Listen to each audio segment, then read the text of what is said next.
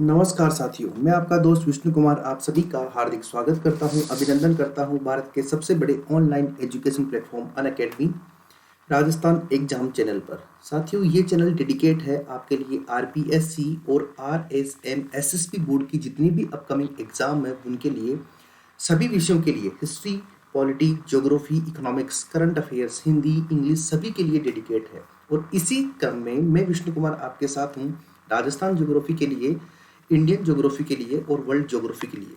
मेरे प्यारे साथियों, अनअकैडमी के प्लस कोर्स लेने के बहुत से फायदे हैं। क्या फायदे हैं? सबसे पहला फायदा ये है कि आप एक बार कोर्स परचेज करने के बाद 24/7 कहीं भी कभी भी कितना भी एक्सेस कर सकते हैं। नंबर टू, जितने भी एजुकेटर के द्वारा क्लासेस ली जा रही है वो किसी भी एजुकेटर की क्लास जो है आप कंटिन्यू देख सकते हैं, उसके अंदर कोई दिक्कत नहीं है। यानी आपके पास ऑप्शंस बहुत ज़्यादा है कि कोई सी भी फैकल्टी जो आपको लगता है कि ये हमें बहुत बेहतर हमारे लिए अच्छी हो सकती है, हमारी सफलता के अंदर लाभदायक हो सकती है, उस फैकल्टी के साथ आप कंटिन्यू स्टडी कर सकते हैं। डाउट क्लियरिंग क्लासेस होती है। इसका मतलब क्या है? 3 दिन आपकी क्लास कंटिन्यू होगी। जब 3 क्लास हो जाती है तो आफ्टर 3 क्लासेस एक मैंडेटरी क्लास होती है जिसे हम बोलते हैं डाउट क्लियरिंग सेशन। यानी जिन 3 क्लासेस के अंदर आपने जो स्टडी किया है उसके बारे में कि क्या कुछ डाउट है तो आप उसे क्लियर कर सकते हैं। आप अनलिमिटेड एक्सेस कर सकते हैं, पीडीएफ डाउनलोड कर सकते हैं, टेस्ट सीरीज ज्वाइन कर सकते हैं और अच्छा गाइडेंस ले सकते हैं। मेरे प्यारे मित्रों, करना क्या है? अनअकैडमी का लर्निंग ऐप डाउनलोड करना है और आपके मोबाइल नंबर यहाँ रजिस्टर्ड करने हैं और अपने आप को सेल्फ वेरीफाई करना है। उसके बाद आरपीएससी सेक्शन में जाके प्लस पे क्लिक करके आप 1 मंथ के लिए अगर प्लान लेना चाहते हैं तो उसके लिए 1400 रुपीज़ पे करने होंगे। अगर आप चाहिए कि आप जैसे आरएएस की तैयारी कर रहे हैं, पीएसआई की तैयारी कर रहे हैं, फर्स्ट ग्रेड की तैयारी कर रहे हैं या सेकंड ग्रेड की तैयारी कर रहे हैं, तो फिर आप 24 मंथ्स के लिए एक लॉन्ग पीरियड का जो है पैकेज ले सकते हैं और उसके चार्जेस केवल 350 रुपये महीना, यानी ओनली 350 रुपीज़ पर मंथ में आप वो कोर्स परचेज कर सकते हैं। मेरे प्यारे मित्रों, अगर आप विष्णु वन रेफरल कोड का अगर आप यूज करते हैं तो आपको 10% एक्स्ट्रा डिस्काउंट मिलेगा। इसके अंदर कोई दो राय नहीं है। मेरे प्यारे साथियों, इसी कड़ी में हम आगे बढ़ते हैं और देखते हैं कुछ विशेष और खास बातें। साथियों, हमारा टॉपिक चल रहा था राजस्थान में पशु संपदा। राजस्थान में पशु संपदा के अंदर हमने बहुत ही बेहतर तरीके से जो है हमने पशुओं की जो गणना है, नवीनतम 20वीं गणना है, इसके बारे में डिस्कशन किया। उसके बाद में ऊंट के बारे में चर्चा की। उसके बाद हमने गाय के बारे में डिस्कशन किया। उसके बाद में हमने भैंस के बारे में डिस्कशन किया। उसके बाद हमने भेड़ों की नस्ल और भेड़ के बारे में जितने भी प्रश्न बनते हैं हमारे एग्जाम पॉइंट ऑफ व्यू से, उनके बारे में हमने डिस्कशन किया। उसके बाद में हमने बकरी के बारे में डिस्कशन किया, जिसमें शेखावाटी, जखराना, बारबरी, जमनापरी, सिरोही, परबतसरी, मारवाड़ी। उसके बाद हमने घोड़ों के बारे में चर्चा की, मालानी, मारवाड़ी, काठियावाड़ी। उसके बाद हमने गधों के बारे में डिस्कशन किया। उसके बाद हमने सुअर के बारे में, कुक्कट के बारे में और मछलियों के बारे में हमने पूरा डिस्कशन कंप्लीट किया है। अब आ जाइए कुछ खास बातें जो आपको मुझे बताना जरूरी है और आपको जानना जरूरी है। ये कुछ इंपॉर्टेंट फैक्ट आप इन्हें कह सकते हो, इंपॉर्टेंट फैक्ट, ठीक है। यानी बहुत ही महत्वपूर्ण तथ्य हैं भाई आपके एग्जाम पॉइंट ऑफ व्यू से। देखो, नंबर 1 फैक्ट क्या है? अगर आपसे पूछे मुख्यमंत्री यानी सीएम, मुख्यमंत्री पशुधन, क्या पूछे कि मुख्यमंत्री पशुधन निशुल्क दवा योजना, मुख्यमंत्री पशुधन निशुल्क दवा योजना ये कब शुरू हुई? तो आप बताना मेरे प्यारे साथियों। एग्जाम में पूछा जा सकता है 15 अगस्त 2012, यानी 2012 में ही इस योजना को शुरू कर दिया गया था। इसी तरीके से अगर आपसे पूछे कि बताइए भाई, भेड़ व बकरी प्रजनन नीति, भेड़ व बकरी प्रजनन नीति ये कब आई आपके राजस्थान में? तो आप बताना कि ये 2009 के अंदर जारी की गई थी।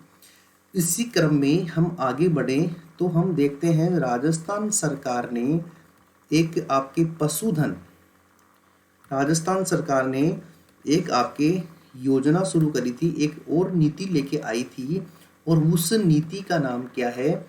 पशुधन विकास नीति। क्या नाम है भाई? पशुधन विकास नीति। अब आप बोलोगे साहब ये क्या है? तो भाई ये 2009-2010 के अंदर राजस्थान सरकार के द्वारा यह नीति लाई गई थी। इसी कड़ी में हम आगे बढ़ें। अगर आपसे पूछे कि बताइए भाई, गाय व भैंस यानी काऊ एंड बफेलो, गाय व भैंस प्रजनन नीति, कौन सी नीति भाई? गाय और भैंस प्रजनन नीति। अगर इसके बारे में आपसे पूछे कि ये कब आई थी, तो आप बताना कि ये 2014, 2015 यानी 2014-15 के अंदर सरकार ने इस पॉलिसी को लॉन्च किया था। अब देखो, जितनी भी नीति, 3 नीतियों के बारे में मैंने आपसे चर्चा करी। भेड़ व बकरी प्रजनन नीति 2009, उसके बाद में उसी साल पशुधन विकास नीति, और उसके बाद में गाय और भैंस प्रजनन नीति 2014-15 के अंदर आई।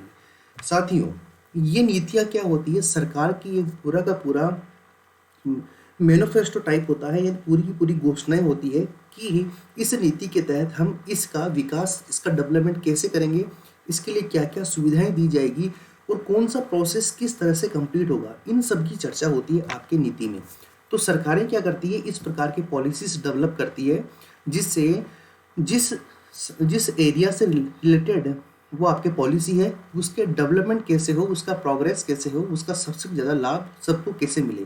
तो इस तरह के लिए ये नीतियाँ आती है, तो इसका ध्यान रखिएगा। इसी क्रम में अगर आपसे पूछे कि राजस्थान में गोपालन निदेशालय, कौन सा भाई? गोपालन निदेशालय की स्थापना कब हुई? तो ध्यान रखिएगा 22 जुलाई 2013 को इसकी स्थापना की गई, लेकिन इसका नाम परिवर्तन कर दिया गया। क्या कर दिया? इसका नाम परिवर्तन कर दिया गया। तो ये दोनों प्रश्न एग्जाम में आते हैं कि नाम परिवर्तन कब किया और नया नाम क्या किया। तो इसका नया नाम जो किया वो है निदेशालय गोपालन राजस्थान। क्या किया? निदेशालय गोपालन राजस्थान, इसका नया नाम कर दिया। नंबर 1 बात।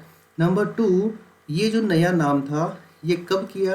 ये 2014 यानी लगभग 1 साल बाद ही इसका नाम परिवर्तन कर दिया।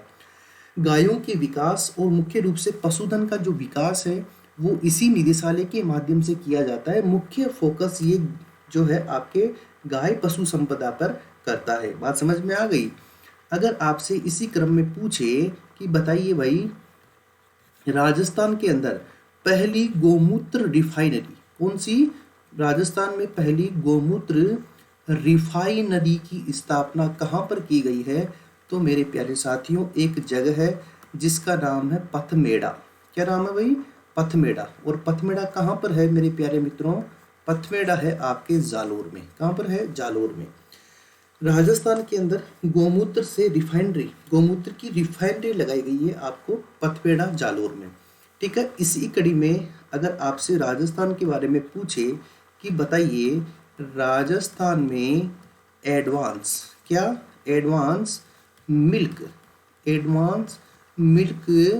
टेस्टिंग लैब, कौन सी? एडवांस मिल्क टेस्टिंग लैब की स्थापना कहाँ पर की गई है? तो आप बताइएगा कि इस लैब की स्थापना आपके जयपुर में की गई है। ये देखो, प्रश्न पूछा जा सकता है कि किस लिए की गई है। जो भी दूध के अंदर मिलावट होती है उसको जांचने के लिए एडवांस मिल्क टेस्टिंग लैब की स्थापना आपकी जयपुर में की गई है। गोमूत्र रिफाइनरी पथमेड़ा जालोर में। गोपालन निदेशालय की स्थापना 2013 में, और निदेशालय गोपालन राजस्थान इसका नाम कर दिया 2014 में, यानी 2014 में। इसी कड़ी के अंदर देखिए, अगर आपसे पूछे कि भाई मुझे बताइए, गोमूत्र से फिनाइल बनाने का संयंत्र कहाँ पे लगाया है? गोमूत्र से क्या बनाने का? फिनाइल बनाने का। फिनाइल तो आप समझते ही होंगे कि जो भी ये कीटाणुनाशक होते हैं, जो आपके हॉस्पिटल्स में काम में लेते हैं या घर के ऊपर जब पोछा लगाते हैं तो उसके अंदर फिनाइल का यूज करते हैं। किसका यूज करते हैं? फिनाइल का यूज करते हैं। तो गोमूत्र से फिनाइल बनाने का संयंत्र कहाँ पर लगाया गया है मेरे प्यारे मित्रों? यह संयंत्र आपके हिंगोनिया गौशाला में लगाया गया है। कहाँ पर लगाया गया है? हिंगोनिया गौशाला में। आपको पता होगा, एक बार जब श्रीमती वसुंधरा राजे आपके मुख्यमंत्री थे राजस्थान के, तब वर्षा काल में हिंगोनिया के अंदर बहुत सारी गायों की मृत्यु हो गई थी, तब उन्होंने विशेष रूप से फंड जारी किया था इसके लिए, और तभी ये यहाँ पर गोमूत्र से फिनाइल बनाने का एक संयंत्र लगाया है, जिससे कुछ इनकम भी होने लगी है यहाँ पे। तो ये ध्यान रखिएगा। इसी क्रम में अगर आपसे पूछे कि राजस्थान में जो है सूकर, सूकर का मतलब होता है सुअर प्रजनन फार्म, सुअर प्रजनन फार्म हाउस कहाँ पर बनाया गया है, तो ये आपके अलवर में बनाया गया है। कहाँ पर बनाया गया भाई? अलवर में। और इसी क्रम में अगर आपसे पूछे कि बताइए भाई बतख प्रजनन फार्म कहाँ पर बनाया गया है, तो ये आपके बीकानेर में है। देखो बतख के लिए भी हमने क्या बनाया है? प्रजनन फार्म बनाया है, ठीक है ना। और सुअर के लिए भी हमने प्रजनन फार्म बनाया है आपके कहाँ पर? आपके बीकानेर में। तो ये कुछ खास और इम्पोर्टेंट जो है फैक्चुअल बातें थी। एक बार दोबारा देखते हैं इनको। मुख्यमंत्री पशुधन निःशुल्क दवा योजना, आपने सुना होगा मुख्यमंत्री निःशुल्क दवा योजना। आपने ये भी सुना होगा मुख्यमंत्री निःशुल्क जांच योजना, ये तो हमारे लिए है। अब पशुओं के लिए भी तो मुख्यमंत्री पशुधन निःशुल्क दवा योजना चल रही है राजस्थान में। इकोनॉमिक सर्वे में लिखा हुआ है, ध्यान रखिएगा। 15 अगस्त 2012 से भेड़ और बकरी शिप एंड गॉट प्रजनन ब्रीडिंग पॉलिसी 2009 में आई, और पशुधन यानी लाइव स्टॉक डेवलपमेंट पॉलिसी 2009-10 में आई, और इसी तरह काऊ एंड बफेलो ब्रीडिंग पॉलिसी 2014-15 के अंदर लॉन्च की गई। निदेशालय गोपालन पता ही है आपको। पहली गोमूत्र रिफाइनरी पथमेड़ा जालोर में, एडवांस मिल्क टेस्टिंग लैब आपके जयपुर में, गोमूत्र से फिनाइल बनाने का संयंत्र हिंगोनिया में, सूकर यानी सुअर प्रजनन फार्म आपके अलवर में, और बतख के लिए बीकानेर के अंदर इसकी स्थापना की गई है, ठीक है। ये देख लीजिए यहाँ पे आप, मुख्यमंत्री पशुधन निःशुल्क दवा 15 अगस्त 2012, ये आपकी भेड़ और बकरी प्रजनन नीति, ये आपके पशुधन विकास नीति, ये आपके गाय और भैंस प्रजनन नीति, ये आपके गोपालन निदेशालय, और इसी का नाम निदेशालय गोपालन राजस्थान 2014 में कर दिया गया। पहली गोमूत्र रिफाइनरी पथमेड़ा जालोर में, advance milk testing lab Jaipur में, सूकर प्रजनन फार्म अलवर में, और बतख प्रजनन फार्म आपके बीकानेर में स्थापित किया गया है। अभी देखो भाई, देखो लिख रखा है पशुधनम नित्यम सर्वलोकोपकारकम, यानी पशुधनम, पशु का धन जो है उसी का जो है सर्वलोक यानी इस पूरे लोक के अंदर सबसे परोपकार का काम है। पशुधन की सुरक्षा करना, उसका संरक्षण करना और उसका संवर्धन करना। देखो ये मोहर लगी हुई है राजस्थान पशु चिकित्सा और पशु विज्ञान विश्वविद्यालय। तो देखो इसका फुल फॉर्म क्या है? देखो ये क्या है? Rajasthan university of veterinary and animal science, ठीक है। इसे आप क्या बोलते हैं? इसे आप बोलते हैं, हिंदी में बोलते हैं राजूवास। क्या बोलते हैं? राजूवास। देखो सीधा सिंपल आपके पहला प्रश्न ये बन सकता है कि राजूवास का संबंध किससे है। नीचे आ जाए आपके पशुधन से, दूसरा आ जाए एक प्रकार के वैज्ञानिक अनुसंधान केंद्र से, नंबर 3 आ जाए घासों के वैज्ञानिक अनुसंधान केंद्र से, नंबर 4 आ जाए इनमें से कोई नहीं। तो देखो राजूवास क्या है, इसका फुल फॉर्म देखिए, राजस्थान यानी राजस्थान, यू से आ गया यूनिवर्सिटी, और ऑफ वी से आ गया वेटेनरी एंड एनिमल साइंस, यानी राजस्थान पशु चिकित्सा एवं पशुधन विज्ञान विश्वविद्यालय, पशुधन विज्ञान विश्वविद्यालय, ये आपकी इसकी फुल फॉर्म है।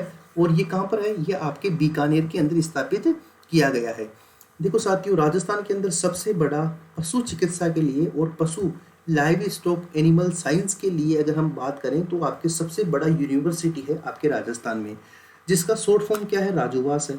और इसकी स्थापना कहाँ पर की गई है? बीकानेर में की गई है। अब देखिए खास बात क्या है, धीणोरी बाता। अगर आपसे पूछे कि धीणोरी बाता का मतलब क्या है, तो धीणोरी बाता क्या है? एक आपके रेडियो कार्यक्रम है, और ये रेडियो कार्यक्रम किसके द्वारा जारी किया जाता है? ये आपके राजूवास यानी राजस्थान पशु चिकित्सा एवं पशुधन विकास विश्वविद्यालय बीकानेर के द्वारा एक दूरदर्शन पर रेडियो कार्यक्रम जारी किया जाता है, जिसे धीणोरी बाता के नाम से जानते हैं। ये बात समझ में आ गई होगी आपको, तो इसका ध्यान रखिए। राजूवास का फुल फॉर्म क्या है और राजूवास क्यों महत्वपूर्ण है, ये मैंने आपको बता दिया है। इसी तरह से हम थोड़ा सा आगे बढ़ते हैं। तो जब आगे बढ़ते हैं तब हम देखते हैं, क्या देखते हैं? ये देखते हैं कि मारवाड़ अश्व प्रजनन व अनुसंधान संस्था यानी घोड़ों के लिए ब्रीडिंग एंड रिसर्च इंस्टीट्यूट कहाँ पर है? एक जगह है जिसका नाम है केरू, और ये केरू जो जगह है ये आपके जोधपुर में है। इसी तरह से देखिए, गौमूत्र से फिनाइल बनाने का कारखाना हिंगोनिया में लगाया गया है। अब ये देखिए, ये मैंने आपको अभी नहीं बताया है, देखो क्या है ये, वुल मदर फार्म। वुल यानी जो बेल होता है उसके लिए, मदर फार्म, ये आपके कहाँ पर है? ये चांदन नामक एक जगह है, और ये जगह कहाँ पर है? आपके जैसलमेर में है, वुल मदर फार्म। ये चांदन नामक जगह कहाँ पर है? जैसलमेर में है, वुल मदर फार्म। तो इसका ध्यान रखिएगा, एग्जाम में पूछा जाता है। इसी तरीके से एक है आपके पशुधन अनुसंधान केंद्र यानी वाइल्ड लाइफ यानी लाइव स्टॉक आपके रिसर्च इंस्टीट्यूट, ये कहाँ पर है? ये आपके वल्लभ नगर में है, और वल्लभ नगर कहाँ पर है? आपके उदयपुर में है भाई। वल्लभ नगर कहाँ पर है? आपके उदयपुर में है। तो ध्यान रखिएगा, अगर आपसे पूछे कि live stock research centre Rajasthan में कहाँ पर है, तो वल्लभ नगर में है, और वल्लभ नगर कहाँ पर है? आपके उदयपुर में है। इसी तरीके से अगर आपसे पूछे कि वुल मदर फार्म कहाँ पर है, तो ये आपके चांदन जैसलमेर में है। इसी तरीके से देखिए आगे, एक इंस्टीट्यूट आपके Rajasthan live stock management and training institute यानी RLMIT यानी राजस्थान पशुधन प्रबंधन व प्रशिक्षण संस्थान, ये आपके जयपुर में है। जयपुर में जामडोली है, उसके पास में इसकी स्थापना की गई है। तो ये राजस्थान पशुधन प्रबंधन व प्रशिक्षण संस्थान जयपुर में है। इसी क्रम में आगे बढ़ते हैं। ये सबसे महत्वपूर्ण, कल मैंने आपको बताया भी था, केंद्रीय भेड़ यानी सेंट्रल शिप एंड व ऊन अनुसंधान संस्था एंड वूल रिसर्च इंस्टीट्यूट, ये आपके अबिका नगर, और अबिका नगर कहाँ पर है? आपके टोंक में है। ठीक है, तो ये ध्यान रखिएगा, केंद्रीय भेड़ व ऊन अनुसंधान संस्था ये कहाँ पर है? ये आपके अबिका नगर में है, और ये अबिका नगर कहाँ पर है? टोंक में। इसी तरीके से आगे देखिए, अगर आपसे पूछे कि भेड़ व ऊन प्रशिक्षण संस्थान यानी भेड़ और ऊन के लिए ट्रेनिंग इंस्टीट्यूट कहाँ पर है? ये आपके जयपुर में है। इसी तरीके से अगर आपसे पूछे सेंट्रल वूल एनालिसिस लेबोरेटरी यानी केंद्रीय ऊन विश्लेषण प्रयोगशाला कहाँ पर है? बीकानेर में है। इसी तरीके से अगर आपसे पूछे कि ऊन मंडी कहाँ पर है, तो यह आपके बीकानेर में है। कहाँ पर है? बीकानेर में है। इसी तरीके से अगर आपसे पूछे कि राजकीय कुक्कट प्रशिक्षण संस्थान यानी आपके जो गवर्नमेंट कुक्कट का जो ट्रेनिंग इंस्टीट्यूट है वो कहाँ पर है? वो आपके अजमेर ज़िले में है। इसी कड़ी में हम आगे बढ़ते हैं और एक विकास देखते हैं जिसे हम बोलते हैं डेयरी विकास। जब डेयरी विकास की बात करते हैं तो आपके राजस्थान के अंदर डेयरी विकास जो है त्रिस्तरीय व्यवस्था है। त्रिस्तरीय का मतलब क्या होता है भाई? 3 स्तर पर, यानी हम बात करें राज्य के स्तर पर, उसके बाद में हम बात करें जिले के स्तर पर, और उसके बाद हम बात करें निम्न स्तर पर।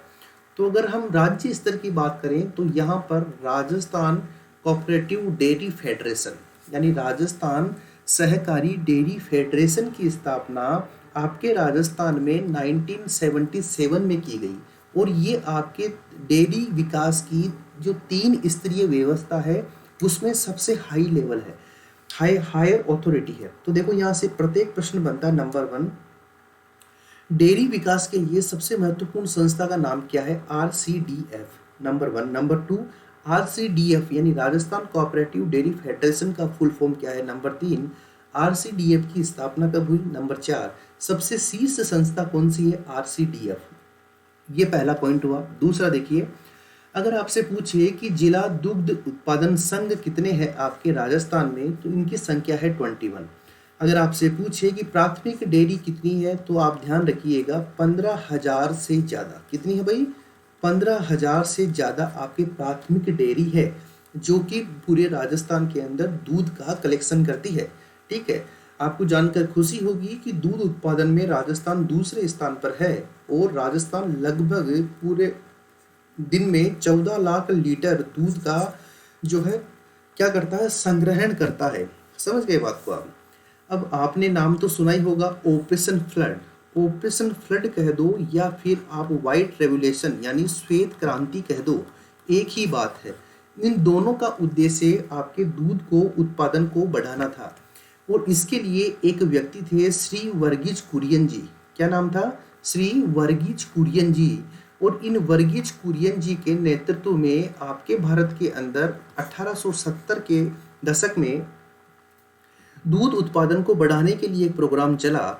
और आपको जानकर ये जानना जरूरी है कि आपके जो वर्गीज कुरियन सर थे ये आपके केरल से बिलोंग करते थे। और ये जानकर बड़ा आपको आश्चर्य होगा कि इन्होंने पूरी लाइफ में कभी भी दूध नहीं पिया, लेकिन इनकी ये देन रही कि हिंदुस्तान आज जो है दूध उत्पादन में दूसरे नंबर पे आ गया है पूरे विश्व में। और हिंदुस्तान के दूध और हिंदुस्तान के डेयरी प्रोडक्ट पूरे विश्व के अंदर परचम लहराते हैं। समझ गए ना मेरी बात को? तो ये वर्गीज कुरियन है केरल के, कभी खुद ने दूध नहीं पिया लेकिन दूध के अंदर पूरे देश को अव्वल कर दिया। नाम सुना होगा आपने, गुजरात के अंदर एक डेयरी है जिसका नाम है आनंद डेयरी, ठीक है। नाम सुना होगा आपने बनास डेयरी। ये बनासकांठा एक डिस्ट्रिक्ट है आपके गुजरात में, वहां पर बनास डेयरी है, ठीक है ना। और ये एशिया की सबसे बड़ी डेयरी है। देखो आप, ये भारत की देन है ना भाई। तो राजस्थान के अंदर इसका बहुत ज्यादा प्रचार हुआ और इसका मुख्य उद्देश्य क्या था? ऑपरेशन फ्लड का ऑब्जेक्टिव मिल्क प्रोडक्शन यानी दूध के उत्पादन को बढ़ाना और उचित मूल्य। उचित मूल्य किसके लिए? जो दूध उत्पादन करता है, जो किसान है, उसको उचित मूल्य मिले और जो उपभोक्ता है उसको अच्छी क्वालिटी का दूध उचित मूल्य के अंदर मिले। यही इसका क्या था? यही इसका मुख्य उद्देश्य था। बात समझ आ रही है आपको? अब देखिए, इसी कड़ी में हम थोड़ा आगे बढ़ते हैं। तो ये देखा हमने राजस्थान डेयरी विकास निगम, इसकी स्थापना 1975 में हुई।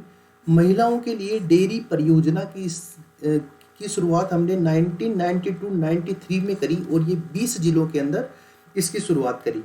महिला डेयरी परियोजना के अंदर पहली महिला डेयरी आपके भोजसर, और भोजसर कहाँ पर है? बीकानेर में है, यहाँ पर स्थापित की गई। यहाँ पे लिखा हुआ है ऑक्सीटॉक्सिन। ऑक्सीटॉक्सिन, ऑक्सीटॉक्सिन क्या होता है भाई? ये दूध वृद्धि के लिए एक केमिकल होता है और ये हानिकारक होता है। और ये क्या है? एक वैक्सीन है। तो देखो, नंबर 1 बात क्या है? ऑक्सीटॉक्सिन एक वैक्सीन है।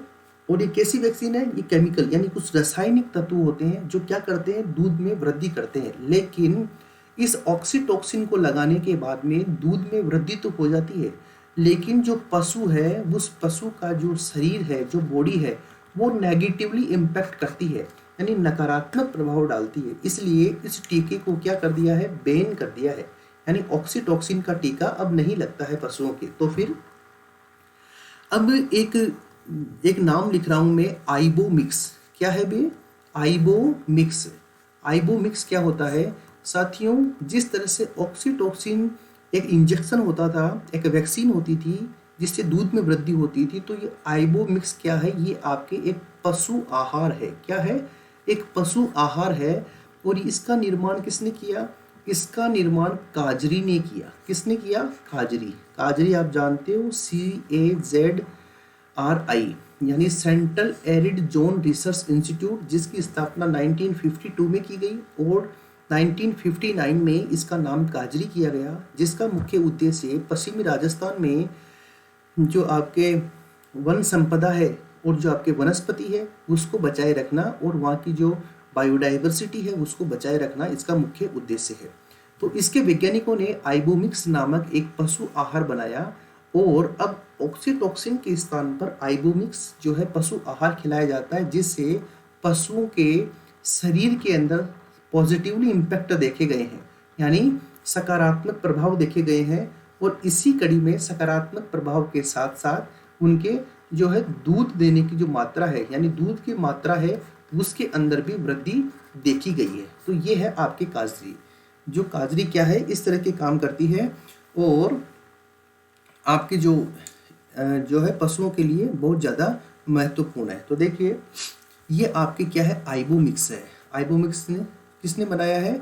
ये आपके आइबोमिक्स किसने बनाया है? काजरी ने बनाया है। और ये दूध वृद्धि के लिए यूज में आता है। पहले क्या आता था? ऑक्सीटॉक्सिन। ये क्या था? एक केमिकल का मिश्रण था जो दूध के उत्पादन तो करता था लेकिन नेगेटिवली इम्पैक्ट करता था, इसलिए रोक दिया। अब देखो ये 3 डेयरियां हैं जिनके बारे में कई बार एग्जाम में पूछा गया है। ये राजस्थान का मैप है, NOS यानी नॉट ऑन स्केल। तो देखिए ये यहाँ पर बीकानेर है, बीकानेर के अंदर एक डेयरी है जिसका नाम है वरमूल डेयरी, ठीक है। और यहाँ पर श्री गंगानगर है, यहाँ पर एक डेयरी है जिसका नाम है गंगमूल डेयरी। तो ये वरमूल डेयरी है, दूसरा गंगमूल डेयरी है। और ये आपके देखिए भाई ये 3 डेयरियां हैं, ठीक है। ये है आपके उरमूल डेयरी, ठीक है ना, उरमूल डेयरी, गंगमूल डेयरी, और आपकी ये जोधपुर है, यहाँ पर डेयरी है आपकी वरमूल डेयरी। तो इन 3 डेयरियों के नाम जो है आप ध्यान रखिएगा कि आपके एग्जाम में पूछ लिया जाता है। गंगमूल डेयरी कहाँ पर है? श्री गंगानगर में है। उरमूल डेयरी कहाँ पर है? ये आपके बीकानेर में है। और वरमूल डेयरी कहाँ पर है? ये आपके जोधपुर में है, ठीक है। तो ध्यान रखिएगा। रावण जो था उसकी ऐसा मानते हैं कि जो मंदोदरी रानी थी वो आपके जोधपुर की थी। और रावण जब जोधपुर आया था तो उसकी चवरी, चवरी का मतलब होता है जो आपके अपन हिंदू परंपराओं में जब अग्नि के समक्ष फेरे लिए जाते हैं तो उस समय जो स्वाहा करने का जो अग्निकुंड होता है उसे चौरी बोलते हैं, ठीक है। तो उसकी चौरी आपके मंडोर के आसपास मिली बताए, ठीक है, मैंने देखा नहीं है। तो वो क्या था, रावण यहाँ का वर था, यानी यहाँ पर वर बन के आया था। तो ध्यान रखिए उसने ये डेयरी ओपन की थी यहाँ पे, और इसका नाम क्या रखा? वरमूल डेयरी, जो कहाँ पर है? जोधपुर में। उरमूल डेयरी कहाँ पर है? बीकानेर में। और गंगमूल कहाँ पर है? श्री गंगानगर में है। बात समझ रहे हैं आप? तो देखिए इसी क्रम में देखो कुछ क्या है, राजस्थान के अंदर कुछ पशु मेले भी लगते हैं। क्या लगते हैं भाई? कुछ पशु मेले भी लगते हैं। और जो पशु मेले होते हैं ये भी कई बार एग्जाम में पूछ लिए जाते हैं। तो देखो एक आपके पशु मेला लगता है जिसका नाम है गोगा मेडी पशु मेला, और ये लगता है आपके हनुमानगढ़ में, नंबर 1। नंबर 2 एक पशु मेला लगता है जिसका नाम है जसवंत सागर पशु मेला, ये भरतपुर में। और नंबर 3 एक होता है महाशिवरात्रि पशु मेला। कौन सा? महाशिवरात्रि पशु मेला, ये लगता है आपके करौली में। कहाँ पर लगता है? करौली में। इसके अलावा 2 मेले आपके लगते हैं, एक का नाम है गोमती सागर पशु मेला। कौन सा भाई? गोमती सागर पशु मेला। और एक है चंद्रभागा पशु मेला, चंद्रभागा पशु मेला। ये दोनों लगते हैं आपके मालवी नस्ल के लिए, ठीक है ना। और कहाँ पर लगते हैं? आपके झालावाड़ में। कहाँ पर लगते हैं भाई मेरे प्यारे साथियों? झालावाड़ में। इसी क्रम में देखिए आगे, अगर आपसे पूछे कि मल्लीनाथ जी का पशु मेला ये कहाँ पर लगता है? थार पारकर के लिए लगता है, और ये आपके लिए लगता है बाड़मेर में। इसी तरह से नागौर में देखिए 3 मेले लगते हैं, एक का नाम है श्री बलदेव पशु मेला, एक का नाम है श्री वीर तेजाजी पशु मेला, ठीक है। नाम याद रखिएगा इनका, वैसे आर्ट एंड कल्चर में पढ़ते हो आप इनको। एक का नाम है श्री रामदेव जी पशु मेला, ठीक है, रामदेव जी पशु मेला। ये तीनों पशु मेले आपके कहाँ पर लगते हैं? नागौर में लगते हैं भाई, ठीक है ना। तो 6, 7, 8 और 9, तो हमने 9 पशु मेलों की यहाँ पर क्या करी है? चर्चा करी है भाई। तो इसका ध्यान रखिएगा भाई एग्जाम पॉइंट ऑफ व्यू से। गोगामेडी पशु मेला हनुमानगढ़ में लगता है, और ये आपके राठी गायों के लिए लगता है। जसवंत सागर और महाशिवरात्रि ये आपके हरियाणवी और के लिए लगता है, और जो आपके मेवाती है उसके लिए लगता है करौली में। गोमती सागर चंद्रभागा पशु मेला मालवी नस्ल की गायों के लिए झालावाड़ में लगता है। मल्लीनाथ या आपके पशु मेला जो है बाड़मेर में है। और किस लिए? बाड़मेर जैसलमेर में थार पारकर, कॉकरेज ये आपके गायों की नस्ल मिलती है। इसके अलावा ये नहीं है कि गायें ही बिकती है, जो भी पशु संपदा है सबका यहाँ पर बिक्री किया जाता है। श्री बलदेव जी पशु मेला, श्री वीर तेजाजी पशु मेला और श्री रामदेव जी पशु मेला। इसमें बलदेव पशु मेला लगता है आपके मेड़ता में, श्री वीर तेजाजी मेला लगता है आपके पर्वतसर में, और रामदेव जी पशु मेला लगता है मानासर। ये आपके सब कहाँ पर लगते हैं? नागौर में लगते हैं भाई। कहाँ पर लगते हैं? नागौर में। तो मेरे प्यारे साथियों इसी तरीके से हमने जो है आपके जो राजस्थान में पशु संपदा वाला टॉपिक था ये लगभग क्या कर लिया है? ये लगभग कंप्लीट कर लिया है भाई। अब जो हम इसके अंदर पढ़ने वाले हैं आगे, जो हम इसके आगे जो है पढ़ाई करेंगे उसके अंदर हम देखेंगे कि राजस्थान के अंदर जो इकोनॉमी सर्वे और राजस्थान के अंदर जो योजनाएं चल रही है पशु संपदा के विकास के लिए, वो आपके लाइव स्टॉक के डेवलपमेंट के लिए, इनके बारे में इससे अगली वाली क्लास के अंदर डिस्कशन करेंगे। और उसके बाद में लगभग ओवरऑल पूरा का पूरा क्या हो जाएगा, ये कंप्लीट हो जाएगा। उसके बाद में 80 से 90% प्रश्न और आपके आंसर जो है यहीं से आएंगे, इतना पूरा दावा है साथियों। ठीक है, अपना ध्यान रखिएगा, स्वस्थ रहिए, खुश रहिए, मस्त रहिए, अपनी स्टडी को लगातार आगे बढ़ाइए। मेरा रेफरल कोड विष्णु1 है, इसका ध्यान रखिए और इसी के माध्यम से आप कोर्स परचेज कीजिए, जिससे आपको 10% का डिस्काउंट हो जाए मेरे प्यारे मित्रों। इसी के साथ ही अपना ध्यान रखिएगा। नमस्कार, जय हिंद, जय भारत।